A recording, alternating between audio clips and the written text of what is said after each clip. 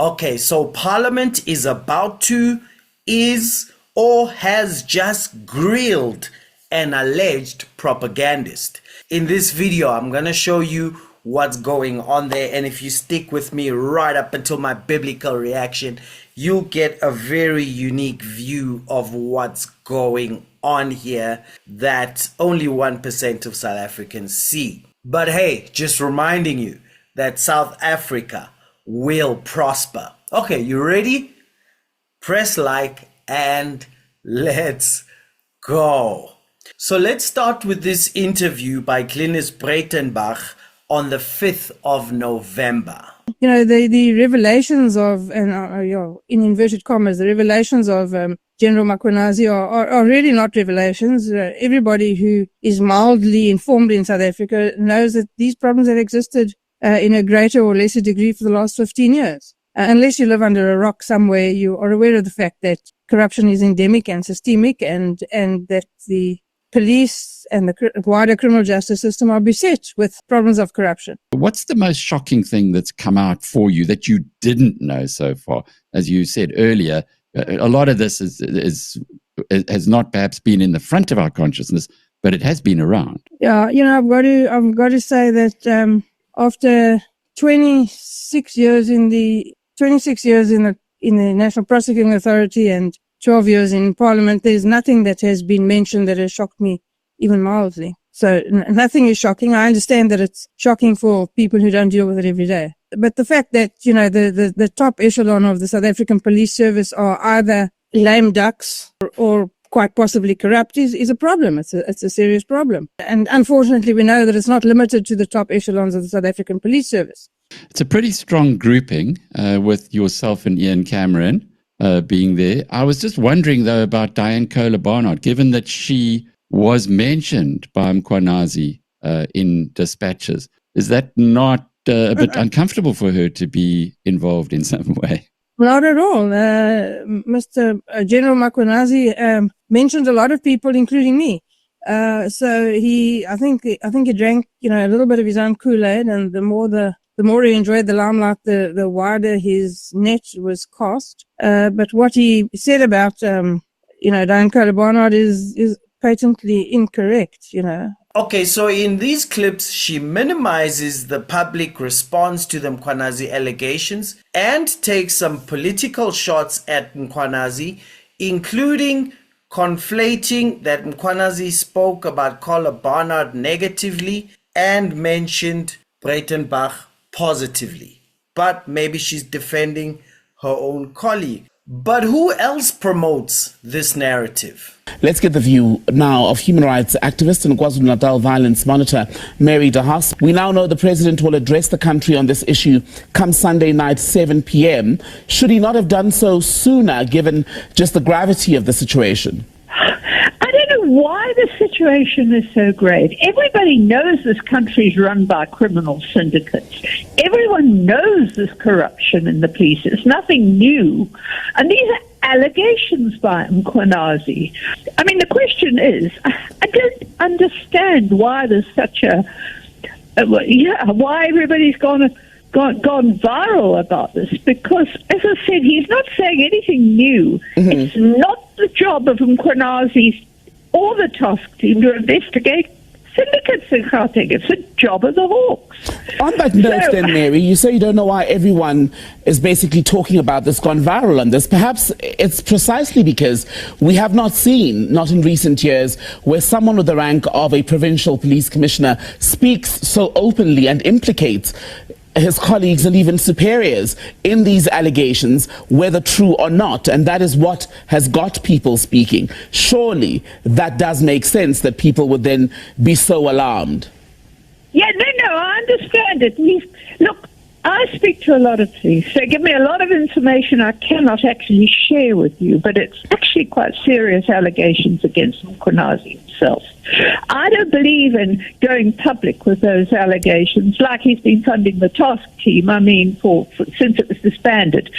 I think we need to get it perfectly clear. The task team disbandment was a legitimate order from the minister, which has been disobeyed by both Mkhwanazi and Masemola. Right. Now, Okay, the task team, there's a pack of lies he put in his presentation on Sunday about the task team, which I can demolish, and I have done in various quarters. Now, but for months, Mkhwanazi's been going and publishing his own image to build up. And the community believes him, you know. They don't understand that police stations are crumbling in the province, the emails don't work, the police phone numbers don't work while all this is happening. So he's got a good image out there, right? Now, what I find really alarming is that there are these rumbles, and he should be disciplined. It's not his job, it's the job of the National Commissioner. And you will see that a leading police member who has been in trade unions for years has said, look, this is the job of the National Commissioner. So presumably the National Commissioner approved of it. Okay, right. Okay, so the minimizing of the response to the allegations and taking personal jabs at Mkhwanazi, very thin on actually answering the allegations. So what's happened as the ad hoc committee has been going on is that many people have felt that instead of seeing the DA difference in the ad hoc committee, they've been experiencing the DA detachment. This account, for instance, someone who likes the DA, who calls Helen Zille a queen, who calls Ian Cameron the best thing to happen in Parliament. He goes, our DA, why is Ian Cameron and Advocate Breytenbach so quiet and ineffective at the ad hoc committee? You could be doing the best job interrogating these implicated individuals, yet you are hardly saying a word. Doesn't make sense and makes people suspicious. This account doesn't like the DA. They say, but what is DA doing in this ad hoc committee is like they are absent. They say, I'm scared of the GNU. It keeps them quiet. Not a DA fan, but agrees with a DA fan. Not a DA fan, but also says questions by DA MP are intended to discredit evidence by Mkhwanazi. They're not happy that he came for Collar Barnard and their favorite, Sibiya. And also not a DA fan, says even the quiet DA had to say something about Mkhwanazi's conduct over this. They're now talking about the quiet DA. But before I resolve that, let's go back to Mary de Haas. This is what she said as she's preparing to come to the committee. KwaZulu-Natal Police Commissioner Lieutenant General Nhlanhla Mkhwanazi has told the Madlanga Commission that Mary de Haas has been pressing for the disbandment of the KZN Political Killings Task Team. Mkhwanazi has also told the Commission that de Haas and others failed to verify their facts before commenting on the matter. Joining us is KZN Violence Monitor Mary de Haas. You wrote a letter to the Police Minister urging him to shut down the Political Killings Task Team. Thereafter, a letter dated 31 December signed by the Minister of Police then surfaces calling for the disbandment of this task team. I sent a letter both to the Parliamentary Portfolio Committee and to the Minister, and I asked for, among other things, an inquiry, and I said that I believed it should be disbanded because I had horror stories, I had case studies. I mean, I've been monitoring it since it was actually formed back in 2018. I mean, it may have influenced the minister, but I mean, he wouldn't have done it because I asked. Right. I expected the parliamentary committee to actually kind of say this is serious, we'll investigate it, but it ignored it. Last year, the Deputy National Commissioner said to General Masemola, the finance deputy, said, we can't afford this team. It's costing us too much money. So there were various factors. It wasn't just me. So, I mean, he also goes on to say that in your letter you describe the unit as irregularly formed and a misuse of SAP's resources. But on his day one of his testimony at the commission, he outlined how the president gave it the green light, even going as far as forming an interministerial committee that served as an oversight body for this task team. I mean, he speaks also of the successes of the task team, their high rate of arrests and prosecutions, even to an extent that they were deployed to both the Eastern Cape and Gauteng. Okay, yeah, right. And this is what I've been saying. It was formed by the minister. It was an executive decision, and it wasn't up to the National Commissioner to either say yes or no. It wasn't his decision. It had to be a ministerial decision to disband it. Now, if you remember a month ago, this guy showed you that this was exactly Mkhwanazi's defense. But after all is said and done, his defense is, what I did was political intervention and not political interference. Get it?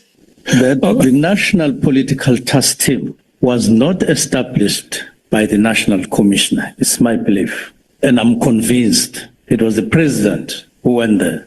And it was executive or political intervention. The directive came from a political setup via the intervention, and the human beings that are there were the executive, several ministers at the instance of the president. He was directed through a political intervention.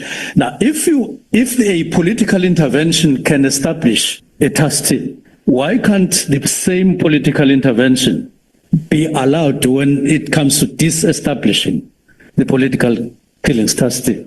There we go. So that's his defense. And so just after that, Breytenbach came out, who tried to show just how much Mary de Haas had captured the Minister of Police, Senzo Mkhulu. So when I saw this letter, I said, but this can't be. The first word is in 2019, which is wrong. A directive was made to the National Commission of Police following Madlanga Commission. That is wrong. The direction was made to the interministerial that then invited other people. And it was not after Morane. It was after the president has made an announcement in Maritzburg. Later it came to Parliament. Then they say it's flowing from there. The interministerial task force be established. And it's not the force, it's the interministerial committee. I therefore direct that the political task team be disestablished immediately. The final and closing report must be submitted to the Ministry Management Executive Committee meeting in January 2025. It does look like there is an issue with this January. Give report 20th January. I don't know if the letter did come, the report, but 22nd of January, Mary de Haas writes the letter to the National Commissioner. The headline says, your failure to follow ministerial instruction and disband the political killing team is impacting negatively on the crucial policing work in KwaZulu-Natal. The Provincial Commission KZN is complicit in ignoring instructions given by the Minister and obstructing regular policing activities in KwaZulu-Natal. Please investigate and report to the Minister and Parliament immediately. Immediately.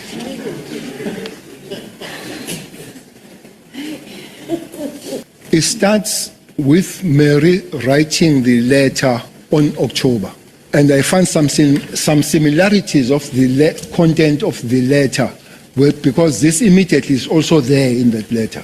Then there is a discussion of a certain stain on his written opinion piece, if it is opinion piece. Very excited to say the professor has instructed the National Commissioner to disband. And 31st January happens, 31st December happens, and January, Mary, who wrote in October, comes back now, not to the minister now, to the National Commissioner. The report must come on the 20th.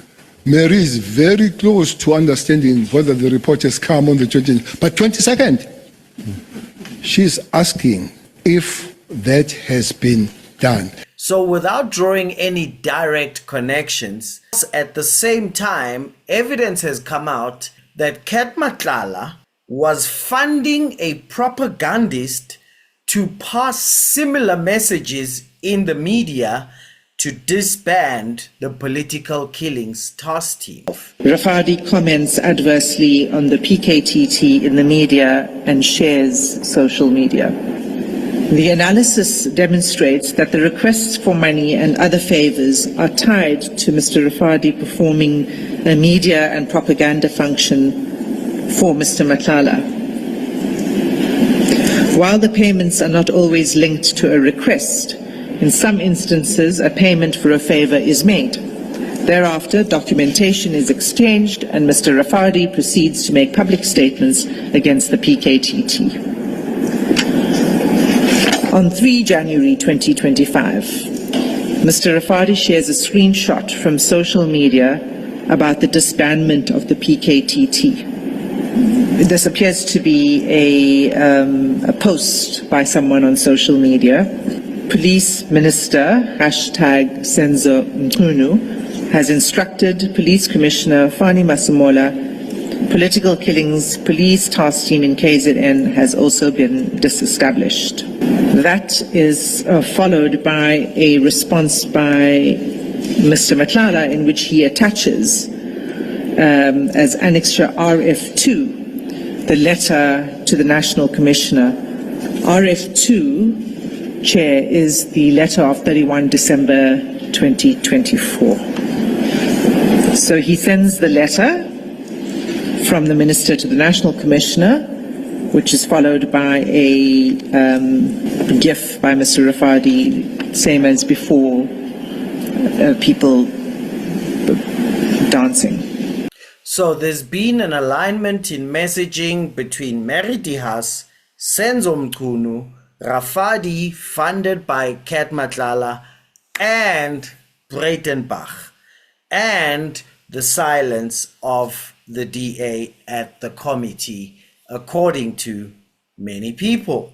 But I don't want to quote Breytenbach out of context because she did say some important things in that same interview, including... Well, the NPA's remit was to sort this out a long time ago. So they haven't done that. They've been spectacularly absent over the last 15 or so years. The rot started with Menzi Simelane being appointed as the national director, and it was downhill from there. And no matter how much we tried to shine the light on that, it didn't help. The NPA was thoroughly captured in the Zuma years. So the top management of the NPA was thoroughly captured in the Zuma years, and it's going to take a long time to recover from that. Shamila Batoya, I think, has done her very best to do that, to clean up.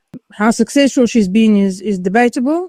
I don't necessarily think it's for lack of trying. That has had a catastrophic effect on the ability of the organization to prosecute grand corruption, organized crime, those types of offenses, racketeering. I can't think of one big organized crime or corruption matter that has been successfully prosecuted in the last 10 years, which is a terrible thing to have to say. When Mkhwanazi first came out, you were pretty critical of the way he went about it. Having seen the consequences of this, are you now feeling more comfortable that maybe he didn't have another way to go? No, I don't think that I was critical. I'm an old prosecutor. I never accept things at face value. I always look behind the facade. That is what my experience has taught me to do, and that's what I did with General Mkhwanazi. So and I still hold the view that to appear on a Sunday afternoon on national television dressed in full battle fatigues of the task force, surrounded by people in the same uniform, all armed with automatic rifles, wearing face masks and balaclavas, I think that was something of a statement, and I'm not entirely sure that was the only or the best or the necessary way to go. If that's the way he chose to go, that's his prerogative. I question it. And I question what the message was. But I do think that there were other options. And I don't necessarily accept that General Mkhwanazi, or anybody else for that matter, is a knight on a white horse. Everybody looks out for their own best interests. It's my view that this is no different. This is not a totally altruistic, I have the best interests of South Africa at heart revelation. I don't believe that, and we'll get to what was behind it eventually. So I'm not critical of him. He did what he thought he had to do. I think it was unnecessarily alarmist. But, they've now tried to portray the fact that they came to the portfolio committee and they've tried to blame the portfolio committee for not acting. We've seen what they presented to the portfolio committee.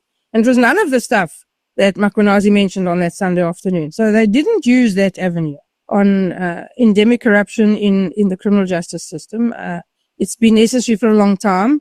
And this is sort of the abscess that has now burst. So we have this opportunity, we must seize it and use it and to make sure that we make it count. So no matter how much obfuscation there is in the committee, the members will be able to draw their own conclusions from, the evidence presented, comparing notes and looking behind the facade. And we will come up with, I'm quite sure, very concrete and insightful recommendations. And I think everybody on the committee is quite determined to see them implemented. So, this process will be finalized this year, and we'll start next year with putting the boot in and making sure that these ills are addressed. So that's a very positive outcome.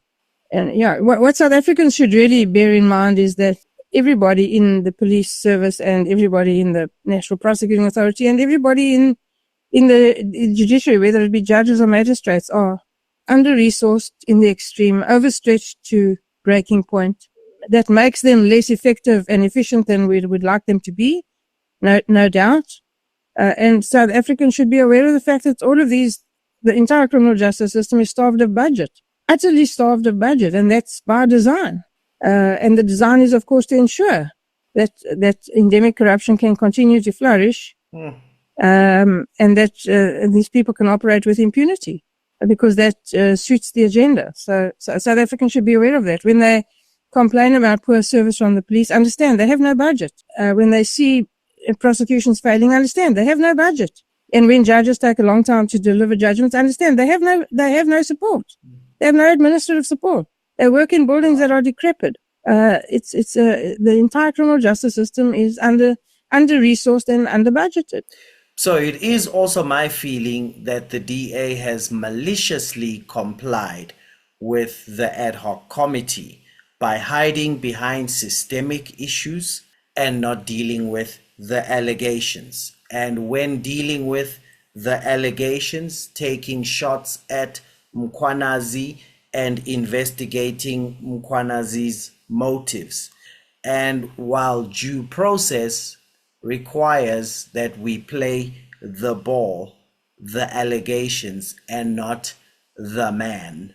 So to speak of Mkhwanazi drinking his own Kool-Aid, he's not a politician. Why take a political shot at him? When the ANC lost the votes, the overwhelming majority of South Africans wanted the GNU because they thought the DA never makes a mistake on due process.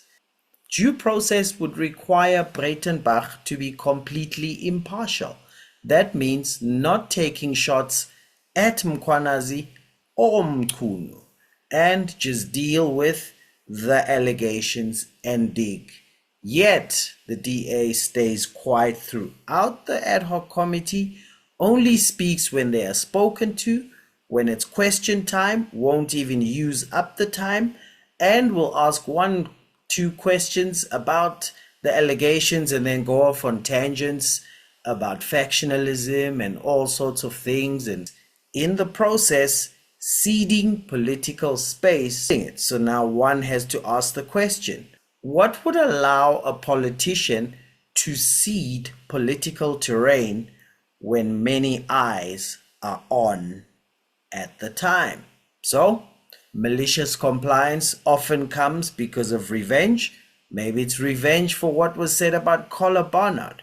Maybe it's tiredness because we've been running after this for 15 years. Well, us dumb South Africans are really getting excited now because this seems very solid to us, because this was not a journalist who said this, it was Mkhwanazi, whom we think can investigate and back up with evidence. But it might be a strategic thing of when your enemy makes a mistake, don't disturb them. Let the ANC destroy itself. Maybe let's be as quiet as possible. I don't know at this point. My biblical reaction is, he who answers a matter before he hears it, it is folly and shame to him. So all these questions that are out there, I think Mary de Haas and her grilling will answer them.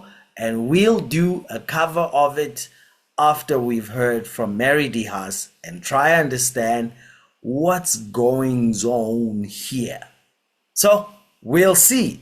Now, I have to thank our prosperity pledgers. Thanks so much. If you're not part of it, go to the bottom. If you like watching the channel and you want to just give us a pat on the back and say, keep going, dude, then go to the bottom, check the prosperity pledge. Thanks and so much blessing to all our prosperity pledgers. So let's go check what Mary de Haas is saying. But no man can serve two masters, because either you love the one or hate the other, or you'll despise the one and honor the other. You cannot serve God and Karl Marx. So let's make history together. Cheers.